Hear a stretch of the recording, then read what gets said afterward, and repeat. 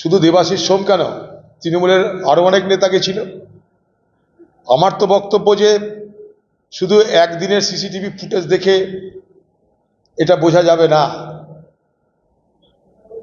ঘটনার আগে বহুদিন ধরে সেই হাসপাতালে যাদের যাতায়াত, তাদের মধ্যে প্রভাবশালী কে, তাদের সকলের পরিচয় জানার চেষ্টা করা উচিত। তাদের মধ্যে বিশেষ বিশেষ যারা ব্যক্তি, তারা কোন উদ্দেশ্যে যেত, সেটার একটা তদন্ত হওয়া উচিত। কারণ সবাই আমরা বুঝছি যে এটা নেহাত বা খুন নয়, এর পিছনে আরো অনেক রহস্য লুকিয়ে আছে, যা এখনো মানুষের কাছে ধরা পড়ছে না।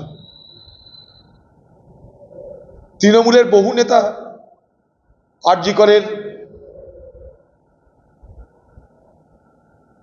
বড় বড় পদে আরজি করের বিভিন্ন ঘটনায় হস্তক্ষেপ করবার ক্ষমতা রাখত। তারা কারা, তারা কে? চারিদিকে এক অবস্থা, কি হচ্ছে বাংলা জুড়ে, চারিদিকে কোথায় যাবে বাংলার মানুষ? কোথায় যাবে বাংলার মানুষ? এ বাংলার আজকের প্রশাসন, আজকের ভাবনা, নারীদের নিরাপত্তার জন্য বাংলার জনসমাজকে জাগরিত হতে হবে। বাংলার মানুষকে, সর্বোপরি বাংলার যুব ছাত্রদেরকে আরো বেশি করে জাগ্রত এবং সচেতন হতে হবে। এর মধ্যেই ঘটনাকে লঘু করে দেখানোর জন্য ধনঞ্জয় আর সঞ্জয়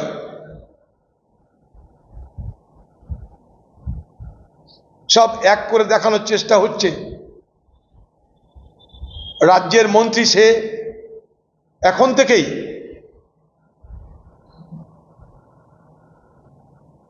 গোটা বিষয়টাকে লঘু করে দেখানোর প্রচেষ্টা শুরু করে দিয়েছে। ধনঞ্জয়ের কাহিনী আমরা জানি, কিন্তু আজ ধনঞ্জয় হবে না তো।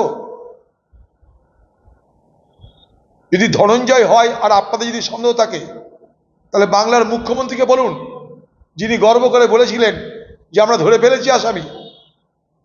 তাকে বলছেন না কেন? বাংলার মানুষকে বিভ্রান্ত করার চেষ্টা হচ্ছে কেন? সরকারি দলের এই মানসিকতার পাশাপাশি রাজ্যের মন্ত্রীর মানসিকতাকে আমি ধিক্কার জানাই। বাংলার মুখ্যমন্ত্রীকে বলবো, আন্দোলনকারীদের সঙ্গে আপনি বসুন, তাদের কাছে ক্ষমা চেয়ে নিন। স্বাস্থ্য দপ্তর আপনার, পুলিশ দপ্তর আপনার, সর্বত্র বিপর্যয় হয়েছে আপনার, আপনি ব্যর্থ হয়েছেন।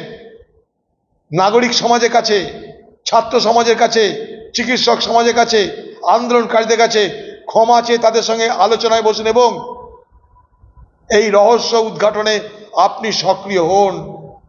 রাজ্যের পুলিশ মন্ত্রী হিসাবে, বাংলার মুখ্যমন্ত্রী হিসাবে আপনার সক্রিয়তা এবং খুনিকে এবং তাদের এই গোটা ষড়যন্ত্রকে উন্মোচিত করা আপনারও নৈতিক দায়িত্বের মধ্যে পড়ে বলে আমি মনে করি।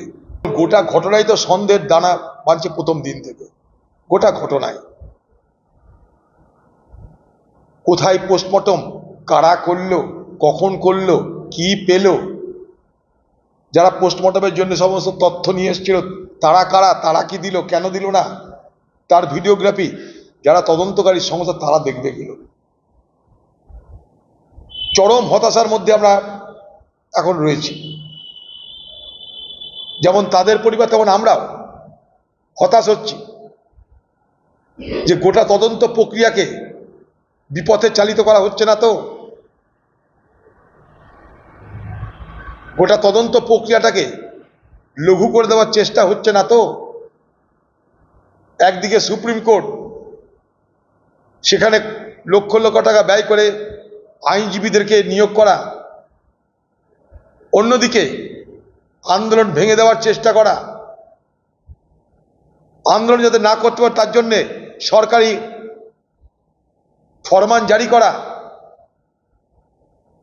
এবং বাংলার মুখ্যমন্ত্রীর নিষ্ক্রিয়তা, উদাসীনতা সব মিলিয়ে কেমন যেন ধোঁয়াটে লাগছে, এটা নিশ্চয়ই আপনাদের বলতে পারি।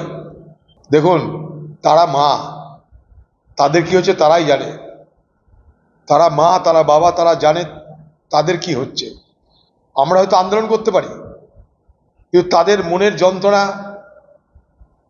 তার স্বরূপ, তার সঙ্গে আমরা কি করে শেয়ার করতে পারি। আজকে তারাও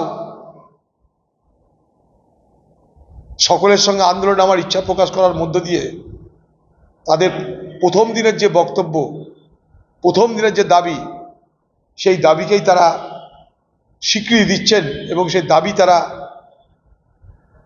করতে চাইছেন। প্রথম কথা, এই ধরনের আন্দোলন সারা ভারতবর্ষে এক অভূতপূর্ব আন্দোলন। নির্ভয়ার পর এত বড় আন্দোলন ভারতবর্ষ জুড়ে আর কোথাও হয়নি। বাংলায় এত বড় আন্দোলন আমরা কখনো দেখিনি। নির্ভয়া কাণ্ড বাংলায় এত বড় আন্দোলন আমরা কেউ চাক্ষুষ করিনি। ফলে বাংলার মানুষের এই আবেগ, বাংলার মানুষের এই দাবি এবং পরিবারের এই দাবি যথার্থ, এবং সেই দাবি অনুযায়ী আরও বেশি রাজ্য এবং কেন্দ্রের যারা তদন্তকারী দল তাদের সক্রিয়তা অর্জন করে, সক্রিয়তা দেখিয়ে এই ঘটনার রহস্যকে উন্মোচিত করা দরকার বলে আমরা মনে করি। দেখুন, সবই হচ্ছে, কিন্তু বাংলার মানুষ যা জানতে চাইছে, নিহত চিকিৎসকের পরিবার যা জানতে চাইছে, যে নৃশংস খুনের ঘটনায়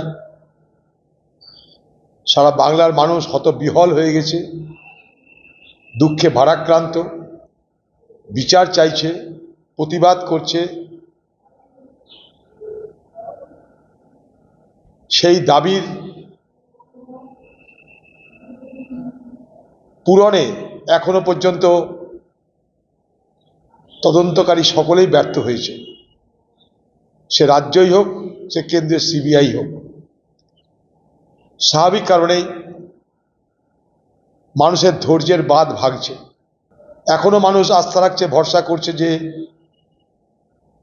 মানুষের আন্দোলন শেষ পর্যন্ত সফল হবে।